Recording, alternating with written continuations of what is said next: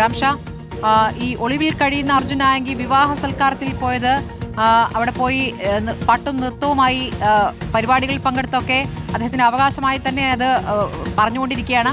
പോലീസിനെ വെല്ലുവിളിച്ചതല്ല, താൻ എല്ലാം പ്രതീക്ഷിക്കുകയാണെന്നുള്ള പുതിയ പ്രതികരണവും വന്നിരിക്കുന്നു. അപ്പോൾ റാംഷാ, എങ്ങനെയാണ് അന്വേഷണ സംഘം പുതിയ നീക്കം?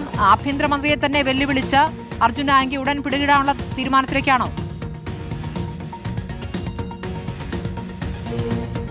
തീർച്ചയായും സ്മൃതി, പോലീസ് അർജുൻ ആയങ്കിയെ ഒളിവിൽ കഴിയുന്ന ഇടത്തുനിന്ന് തന്നെ പിടികൂടാനുള്ള ശ്രമമാണ് ഇപ്പോൾ നടത്തുന്നത്. അതിനായി തന്നെയാണ് ഒരു പ്രത്യേക അന്വേഷണ സംഘത്തെയും നിശ്ചയിച്ചിരിക്കുന്നതെന്നാണ് നമ്മൾ മനസ്സിലാക്കുന്നത്. അങ്ങനെ കീഴടങ്ങേണ്ടതില്ല, പോലീസ് തന്നെ പിടികൂടും. കാരണം ഇത്രയേറെ പോലീസിനെ വെല്ലുവിളിച്ച, ആഭ്യന്തരമന്ത്രിയെ വെല്ലുവിളിച്ച ഒരാളെ അങ്ങനെ കീഴടങ്ങേണ്ട സാഹചര്യം ഒരുക്കേണ്ടതില്ല. അതിന് പകരം അയാൾ ഒളിച്ചിരിക്കുന്ന സ്ഥലത്ത് ചെന്ന് തന്നെ പോലീസ് പിടികൂടണം എന്ന ഒരു വാശി പോലീസിന് ഉണ്ട് എന്ന് തന്നെയാണ് നമുക്ക് മനസ്സിലാകുന്നത്. ആ നിലയിൽ തന്നെയാണ് ഇപ്പോൾ കാര്യങ്ങൾ നീങ്ങുകയും ചെയ്യുന്നത്. ഏതായാലും കഴിഞ്ഞ ദിവസങ്ങളിൽ പോലീസിനെതിരെയും ആഭ്യന്തരമന്ത്രിക്കെതിരെയും എല്ലാം ഫേസ്ബുക്കിലൂടെ ഇത്തരത്തിൽ ഭീഷണികളും വെല്ലുവിളികളും ഒക്കെ ഒളിവിലിരുന്നു കൊണ്ടാണ് അർജുൻ ആയങ്കി ചെയ്തുകൊണ്ടിരിക്കുന്നത്.